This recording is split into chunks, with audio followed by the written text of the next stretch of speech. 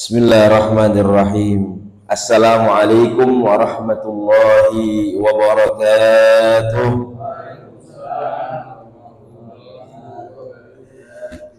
Al-Fatihah ala niyatil futuh wal munuh wa rusutabatin wa salahil jasad wa ruh wa ila hadratin nabil mustafa Muhammad ibn Abdullah sallallahu alaihi wasallam wa ila jami'i masyayikhina muallimina abaina ammatina أجدادنا جداتنا يشهد لهم الفاتحة. أعوذ بالله من الشيطان الرجيم. بسم الله الرحمن الرحيم. الحمد لله رب العالمين الرحمن الرحيم مالك يوم الدين إياك نعبد وإياك نستعين اهدنا الصراط المستقيم صراط الذين أنعمت عليهم غير المغضوب عليهم ولا الضالين آمين. الحمد لله الذي جعلنا خير أمة أخرجت للناس تأمرون بالمعروف وتنهون عن المنكر والحمد لله الذي أرسل رسوله بالهدى ودين الحق ليظهره على الدين كله وكفى بالله شهيدا. أشهد أن لا إله إلا الله وأشهد أن محمدا عبده ورسوله لا نبي ولا رسول بعده. اللهم صل وسلم وكرم وعزم على هذا النبي الكريم نبينا وحبيبنا وشفيعنا وقرة أعيننا سيدنا ومولانا محمد أدى الأمانة وبلغ الرسالة ونصح الأمة وجاهد في الله حق جهاده وتركنا على محجة البيضاء على الطريقة الواضحة الغراء ليلها كنهارها لا يزيغ عنها إلا هالك. فقال عز من قائل في محكم التنزيل وهو أصدق القائل. بسم الله الرحمن الرحيم. يرفع الله الذين آمنوا منكم والذين أوتوا العلم درجة. فقال النبي صلى الله عليه وسلم في الحديث الشريف ما اجتمع قوم من بيت من بيوت الله إلا نزلت عليهم السكينة وغشيتهم الرحمة وحفتهم الملائكة وذكر الله في من عنده. صدق الله وصدق رسول الله صلى الله عليه وسلم ونحن على ذلك من الشاهدين والشاكرين والحمد لله رب العالمين. Alhamdulillah summa alhamdulillah hadratal mukarramin wal muhtaраmin, guru kita, orang tua kita yaitu Ustazuna Ustaz Haji Zaini Abbas mata'anallahu bil fiddaraini amin. Kemudian juga para pengurus DKM Musalla Darussalam yang insyaallah diberkahi, dimuliakan oleh Allah Subhanahu wa taala, dan juga para pengurus dan jamaah dari Majelis Ta'lim Baitul Quran yang insyaallah mudah-mudahan juga senantiasa Allah berkahi, Allah muliakan kita semua, bil khusus para asatidz semua, saudara dan sebagainya yang hadir, para hujjat ya, Pak Haji Kidub dan semuanya, para orang tua yang mohon maaf tidak disebutkan satu persatu, para sepuh semua insyaallah senantiasa Allah berikan sehat walafiat, panjang umur, senantiasa dalam keberkahan dalam naungan Allah Subhanahu wa taala. Tidakkah kita keluar dari majelis ini kecuali dosa-dosa kita diampuni oleh Allah Subhanahu wa taala, segala hajat keinginan kita dikabul, diijabah oleh Allah Subhanahu wa taala, dan segala urusan kita dibukakan pintu jalan keluarnya, dimudahkan oleh Allah Subhanahu wa taala. Amin ya rabbal alamin.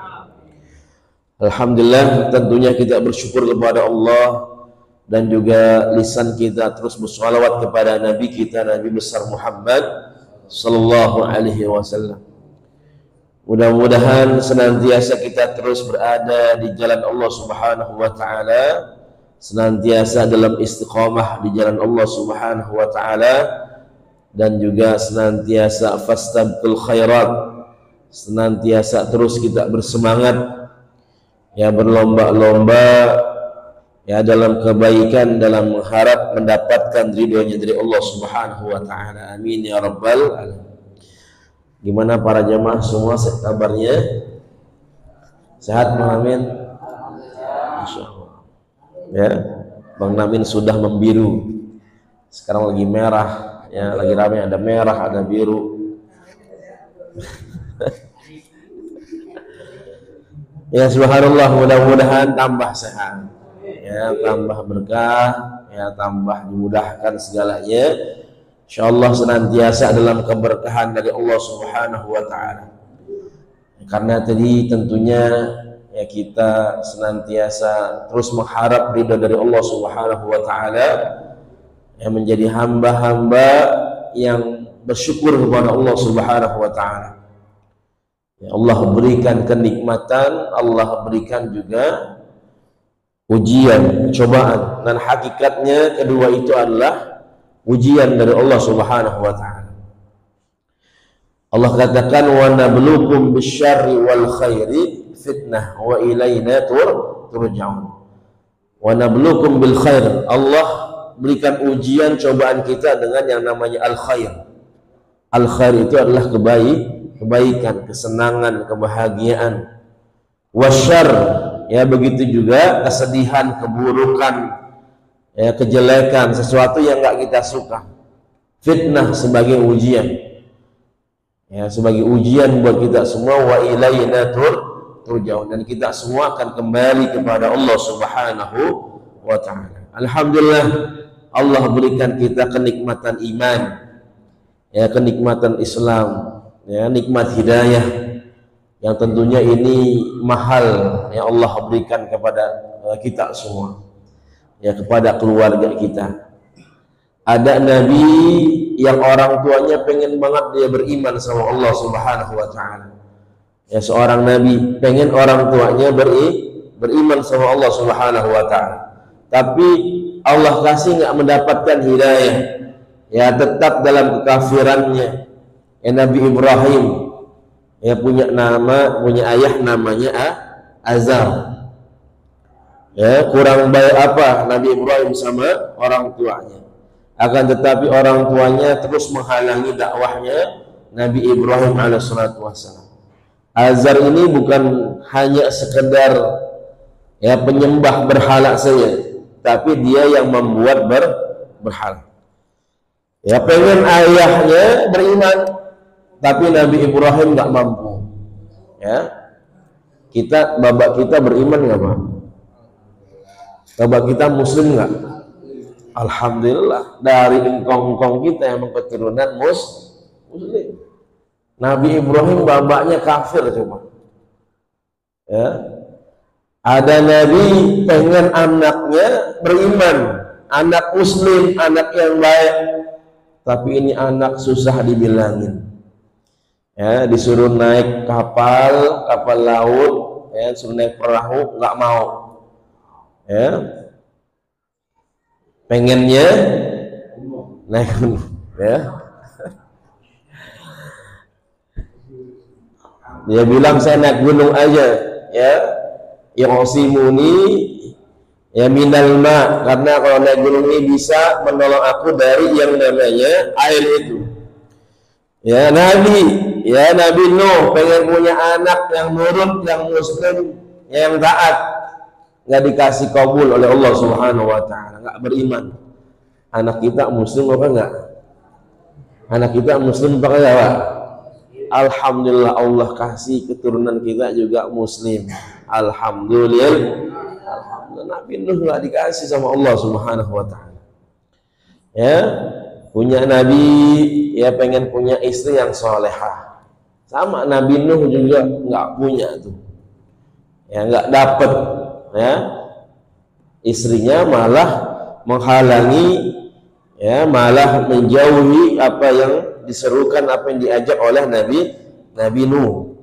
Ya makanya Nabi Nuh, ya itu menjadi permisalan dalam Al-Quran adalah seorang wanita, ya seorang istri yang membangkang kepada Allah Subhanahu wa taala. Istri kita muslimah apa enggak? Alhamdulillah. Istrinya muslim atau muslimah nih? Alhamdulillah Allah kasih tidak punya istri yang soleh. Nabi Nuh nggak punya istri yang solehah. Ya, tapi alhamdulillah Allah kasih kita semua istri yang soleh. Ini artinya nikmat yang luar biasa yang Allah berikan kepada kita semua. Yang dulu para nabi itu menginginkan keluarganya beriman, ya anaknya beriman, istrinya beriman. Alhamdulillah, ya Allah jadikan keluarga kita keluarga yang beriman. Sehingga Allah katakan keluarga yang beriman ini insya Allah mudah-mudahan ya kita semua dikumpulkan oleh Allah Subhanahu wa taala di surganya Allah Subhanahu wa taala. Ya. Maka bagaimana tadi zaman yang penuh dengan fitnah, ya penuh dengan ujian cobaan ini, ya bisa kita istiqamah di jalan Allah Subhanahu wa taala. Senantiasa kita dekat dengan para ulama-ulama kita, guru-guru kita, untuk senantiasa mendapatkan keberkahan dari Allah Subhanahu wa taala. Karena hakikatnya diri kita semua ini diciptakan sebagai makhluk yang merdeka di hadapan Allah Subhanahu wa taala. Nggak boleh tunduk kepada siapapun ya kecuali hanya kepada Allah Subhanahu wa taala. Nah, itu hakikat kemerdekaan. Ya, yang namanya manusia itu hurun. Jadi hur itu adalah merdeka. Makanya dulu ajaran Islam memerintahkan para sahabat yang kaya-kaya itu untuk memerdekakan budak. Apalagi kalau kita baca dalam syariat Islam, dalam fikih itu ada yang namanya kafarah. Kafarah itu adalah membayar kesalahan kita, menembus dosa kita. Ya, kalau ada orang puasa di bulan Ramadan, kemudian ada orang yang mohon maaf dia berjima dengan istrinya di siang bolong bulan Ramadan, maka salah satu kafarahnya diantaranya adalah memerdekakan budak. Ya, kalau dia nggak bisa puasa 2 bulan berturut-turut, maka boleh memerdekakan budak. Kalau nggak ada budak, ya kalau nggak mampu puasa 2 bulan berturut-turut, maka boleh dia memberikan makan fakir miskin 60 orang. Ya, jadi syariat Islam itu langsung berkenaan dengan yang namanya nilai-nilai kemanusiaan. Ya, jadi kalau ada orang nggak bisa yang menjalankan ibadah melanggar dari syariat, maka salah satu caranya yang diperintahkan oleh Allah adalah dari membebaskan budak, kemudian memberi makan fakir miskin. Nah, itu kan nilai-nilai kemanusiaan yang dibangun oleh Allah Subhanahu wa taala. Ya, makanya tadi manusia semua, kita semua tercipta dalam keadaan yang merdeka, yang hur. Ya, yang merdeka, maka nggak boleh patuh atau tunduk kepada selain Allah Subhanahu wa taala. Makanya tadi bahwasanya Allah ingatkan juga di Al-Baqarah 168 itu. Ya, Allah katakan ya wala tattabi'u khutuwatis syaitan innahu lakum aduwwun mubin. Jangan kalian mengikuti gerak langkah syaitan. Karena sesungguhnya syaitan itu musuh yang nyata. Makanya kalimatnya khutwat, jamak dari khutwatun. Kalau khutwatun itu satu, tapi kalau khutwat yaitu jamak 3 dan seterusnya lebih. Ya, artinya langkah syaitan itu enggak satu doangan, tapi langkah, tipu daya, bisikan dari syaitan itu banyak. Ya khutwat, makanya kalimatnya khutwat, gerak langkah tipu daya syaitan yang senantiasa menggoda, membisikkan, mengelabui kita semua. Ya, maka bagaimana Al-Imam Al-Ghazali mengingatkan kita semua, bisa jadi kita nggak menyembah yang namanya berhala, Bisa jadi kita enggak menyembah yang namanya api. Ya, bisa jadi kita tidak menyembah ya sesembahan selain Allah Subhanahu wa taala. Akan tetapi terkadang dalam diri kita ini suka ngikutin hawa nafsu kita. Suka ngikutin ya godaan syaitan itu, bisikan syaitan. Ya, makanya tadi langkah-langkahnya. Habis kenalan kemudian biasanya habis kenalan ngapain tuh? Namanya janjian ya. Habis janjian ngajak makan iya. Masa makan, kata setan, masa makan doang ya, sayang mau bazir ya. Nah, itu langkah-langkah syaitan ya. Ada orang nih istiqomah majelis ilmunya luar biasa nih, nggak bisa diganggu gugat kata setan. Oh, udah capek dah kalau godain dia, jangan tinggal majelis ilmu, capek rasanya. Ya, tapi dia punya cara yang lain. Ya, entah dia rubah niatnya, ya dia hadir di majelis ilmu ya dengan niat yang lain ataupun sebagainya, atau dia goda dari ibadah-ibadah yang lainnya.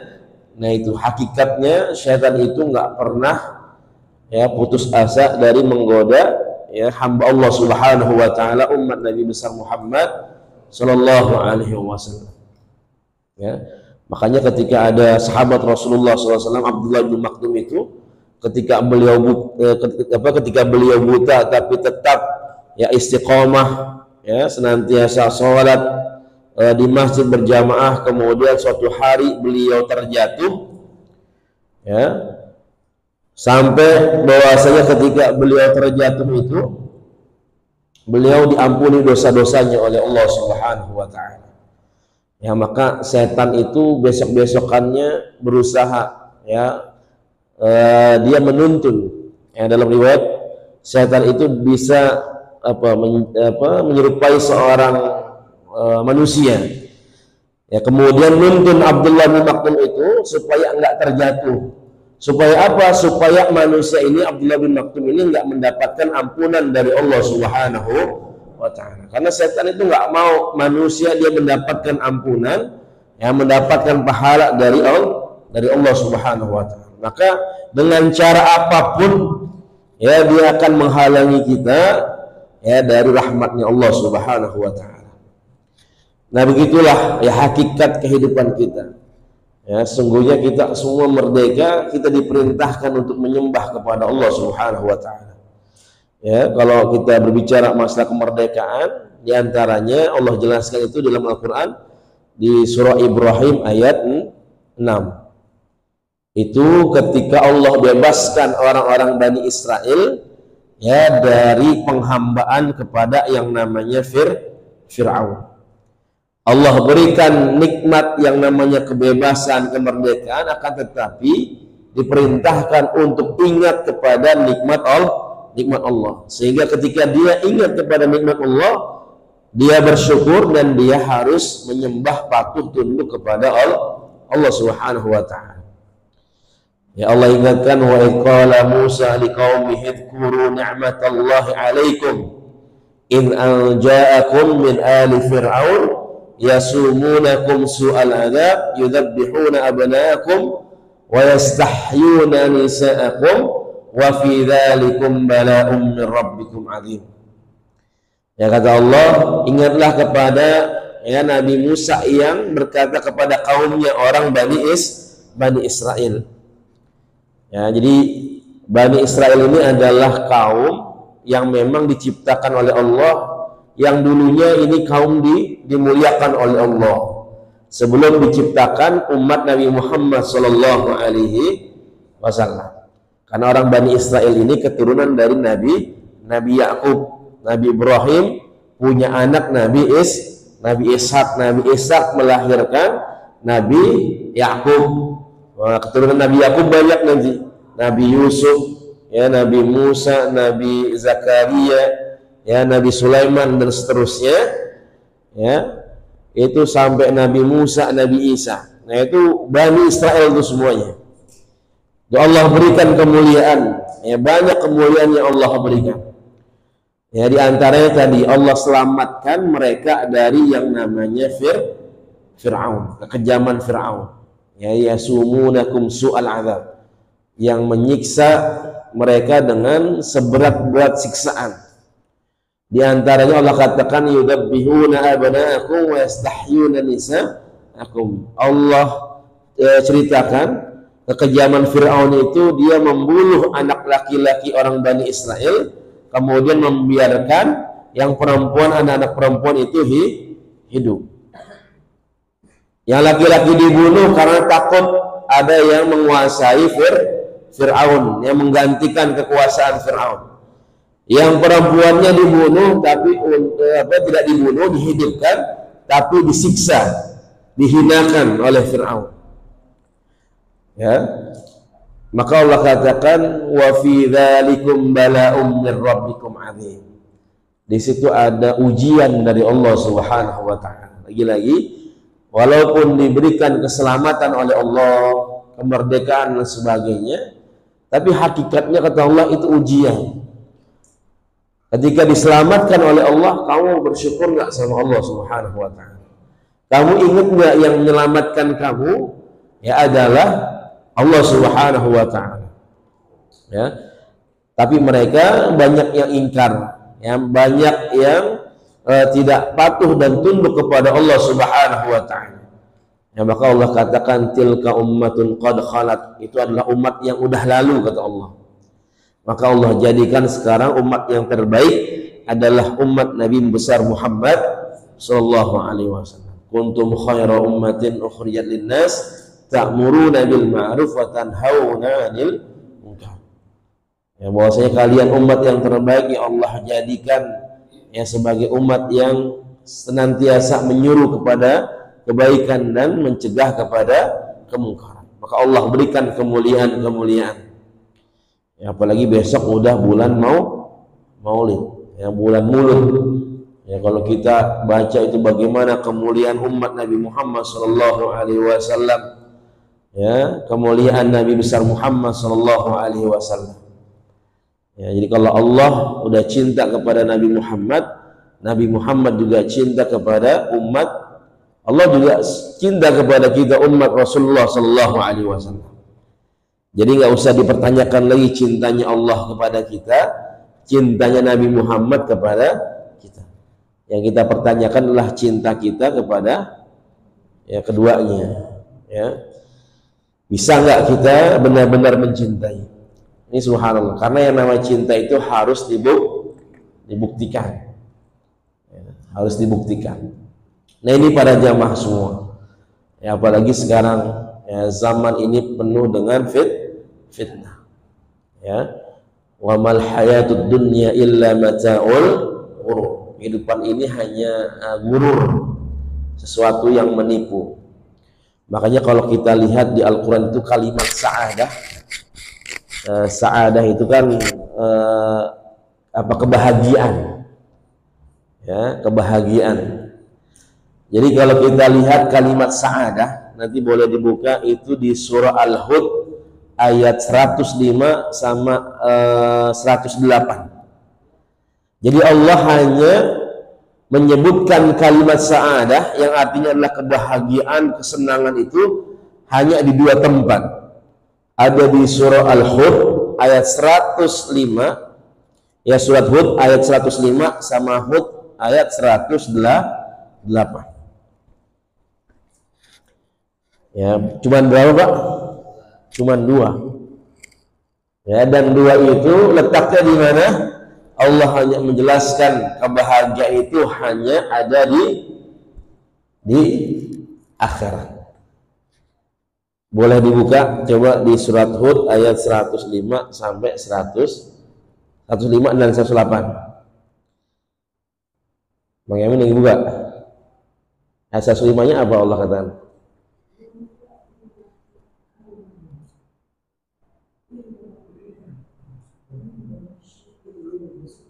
Minhum sakiyun wasa'in. Allah jelaskan bahwasanya nanti ada orang yang saki, ada yang sa'in, ada orang yang paling buruk, ya, orang yang terburuk, orang yang menyesal. Kemudian sa'idun, ya, orang yang berbahagia.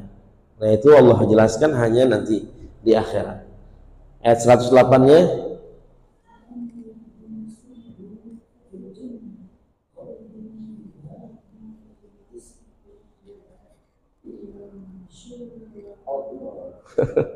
penuh perjuangan. Banyakkan konser ya. Banyakkan baca Quran. Habis demo kemarin. Masya Allah. Nah, 108-nya Allah jelaskan kebahagiaan itu terdapat di surganya Allah Subhanahu wa ta'ala. Jadi kalau Allah berbicara tentang kebahagiaan cuma dua doang tuh. Di Hud 105 sama Hud 108. Yang 105 di akhirat ada orang nanti yang berbahagia, ada orang yang sengsara. Kemudian Allah tekankan lagi 108-nya, orang yang benar-benar bahagia hanya ada di surganya Allah Subhanahu wa ta'ala. Jadi istilahnya dunia ya orang ada bahagia mungkin. Ya, bahagia tapi cuma sesaat, ya sebentar. Ya. Makanya kan nyanyiannya tuh ya apa? Kaya sementara, miskin sementara gitu. Ya, jadi semuanya sementara, sebentar doang. Nggak ada yang abadi. Yang abadi ya nanti ya di akhirat sana. Nah, ini makanya alhamdulillah ya kita dalam dalam keimanan ya, dalam istiqamah di jalan Allah Subhanahu wa taala ya, dalam senantiasa kita mengikuti para ulama-ulama kita yang memang mereka semua adalah aurasun nabi, ya, mereka semua adalah pewaris para nabi. Ya, kalau tadi atau sering kita perbincangkan ya, lagi ramai kemarin kan ya masalah debat dan sebagainya, karena memang sebenarnya semua mengikuti para ulama-ulama kita terdahulu. Ya, bagaimana ijma'ul ulama, kesepakatan para ulama. Kita mah tinggal ngikut baik. Ya, nggak usah banyak kebanyakan gaya ya. Karena keilmuan kita ya jauh ya dibandingkan dengan para ulama-ulama kita yang memang mereka sudah mu'tamid ya, mereka memang kompeten ya ketika membahas tentang keilmuan. Nah, tinggal bagaimana ya kita mau mengikuti para ulama kita. Maka Allah Subhanahu wa ta'ala katakan innama yakhshallahu min ibadihil ulama, bahwasanya manusia yang paling takut kepada Allah Subhanahu wa ta'ala ya, di antara hamba-hambanya, di antara makhluknya yang lain, yang paling takut adalah para ulama. Ya, ulamanya ulama yang siqah. Ya, ulama-ulama yang memang ya mereka ya, benar-benar takut ya kepada Allah Subhanahu wa ta'ala dan juga mengikuti sunnah Rasulullah sallallahu alaihi wasallam. Ya, baik. Kemudian ya di antara juga ya bagaimana Allah Subhanahu wa ta'ala ya memberikan para nabi dan rasul, kemudian juga Allah berikan yang namanya dinul Islam. Ini sebagai jalan kehidupan kita. Makanya tadi ada nabi yang mengharapkan anaknya masuk Islam, memeluk Islam, ya, yakin dengan Islam. Ada nabi yang ingin istrinya ya memeluk Islam, ya, menjalankan, mematuhi ajaran Islam, tapi mereka tidak diberikan kenikmatan tersebut. Tapi alhamdulillah kita semua diberikan kenikmatan tersebut oleh Allah Subhanahu wa ta'ala. Ya, maka selain nabi dan rasul yang diutus oleh Allah, ketika Allah mengatakan wa ma arsalnaka illa rahmatan lil alamin, tapi ada dinul Islam yang menjadi jalan kehidupan pedoman kita. Dan semua yang sudah dijelaskan ya, bahwasanya qad taraktu fikum amrayn in tamassaktum bihima falan tadillu ba'daha abada, kitabullah wa sunnati Rasulillah sallallahu alaihi wasallam. Telah aku tinggalkan dua wasiat Ya, ada Al-Quran, kemudian juga sunnah Rasulullah Shallallahu Alaihi Wasallam. Kata Rasul, siapa saja yang berpegang kepada dua wasiat ini, lan tadillu ba'daha abada. Ya, tidak akan pernah tersesat dalam kehidupan. Ya, semuanya ada dalam Al-Quran. Ya, ketika tidak dijelaskan secara detail, tapi secara global mungkin Allah jelaskan dalam Al-Quran, kemudian diperjelas lagi dengan hadis Nabi Muhammad Sallallahu Alaihi Wasallam. Ya, masalah Ahlul Bait juga Allah jelaskan dalam Al-Quran, itu jelas. Ya, tapi lagi-lagi ada orang sembarang nafsirin semaunya. Ya, kita nggak bisa. Mau apa lagi? Ya, dalam Al-Quran itu semua lengkap para jamaah semua. Kalau kita berbicara misalkan masalah ini kan misalkan hubul watan, ya, masalah kecintaan kepada tanah air misalkan. Nah, itu juga dijelaskan dalam Al-Quran, misalkan surah Al-Balad. Apapun, ya, kita mau nyari tentang hukum ataupun yang lainnya, itu semua terdapat di dalam Al-Quran, kemudian dijelaskan, ya, oleh Nabi kita, Nabi besar Muhammad Sallallahu Alaihi Wasallam. Mau kita berbicara masalah keadilan, nah, Islam mengajarkan, apalagi Nabi besar Muhammad Sallallahu Alaihi Wasallam. Rasulullah sampai mengatakan, "Lau saraqat Fatimah binti Muhammad laqata'tu yadaha." Kalau seandainya Fatimah binti Muhammad ini mencuri, aku sendiri akan memotong tangannya. Kira-kira sekarang ada pemimpin kayak gitu nggak, Pak? Kalau anaknya mencuri, udah gua aja ntar yang jeblosin ke penjara. Kalau bisa anaknya selamat, ya, dari hukuman. Itu yang terjadi. Nah, itu memang pernah terjadi di zaman Rasulullah SAW. Ada orang-orang yang suka melobi hukum supaya nggak dihukum. Ya, ada ketika itu seorang wanita dari Bani Makhzum. Nah, dia mencuri. Nah, kemudian had atau hukuman dari mencuri adalah potong tangan. Tapi dia nggak mau dipotong tangannya. Ya, dia nggak mau mencoreng kabilahnya Bani Makhzum supaya nggak jadi jelek itu kaumnya.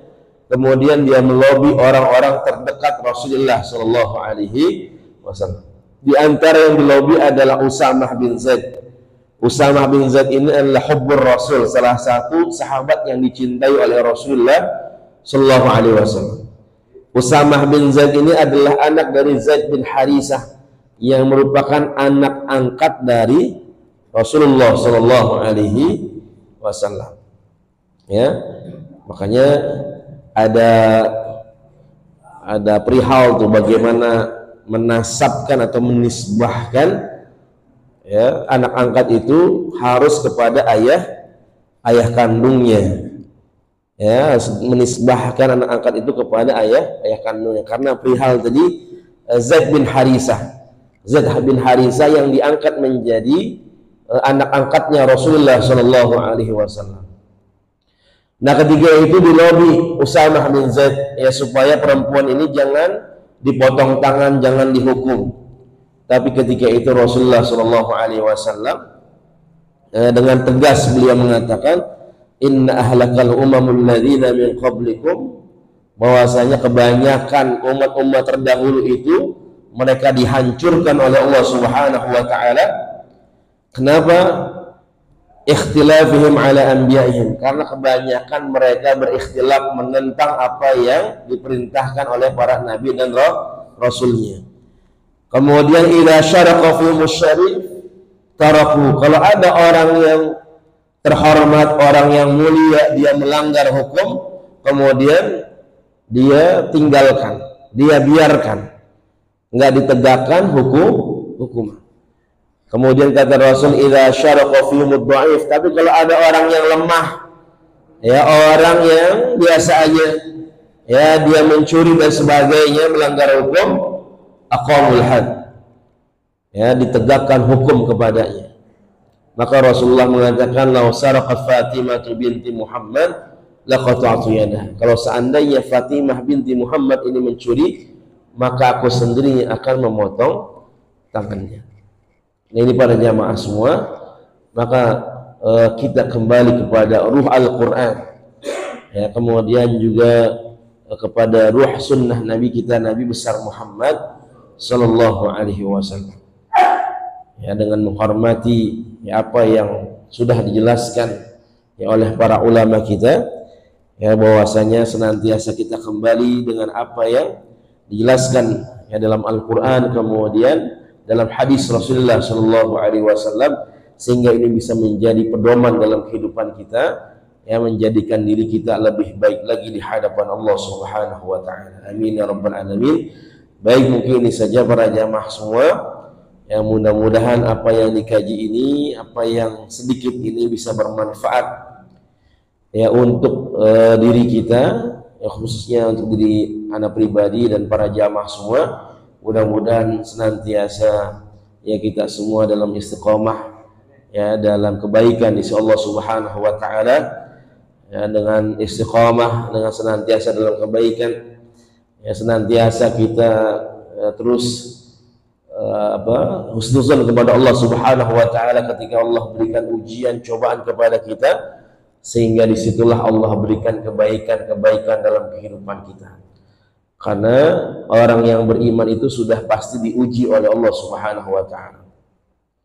Ya, ahasiban nasu ayyatraku ala amanna, bahwasanya banyak manusia yang mengira ketika dia beriman kemudian dia nggak bakal diuji. Padahal ketika dia beriman pasti akan diuji. Dan ujian ini adalah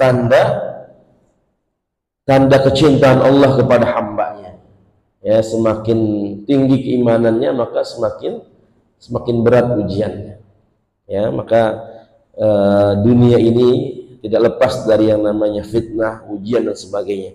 Dan kita semua berlindung kepada Allah Subhanahu wa Ta'ala, senantiasa kita terus ya berada di jalan kebaikan, rahmat dan istiqomah di Allah Subhanahu wa Ta'ala. Amin ya rabbal alamin. Mungkin ini para jamaah semua, mungkin ada yang ingin didiskusikan, silahkan.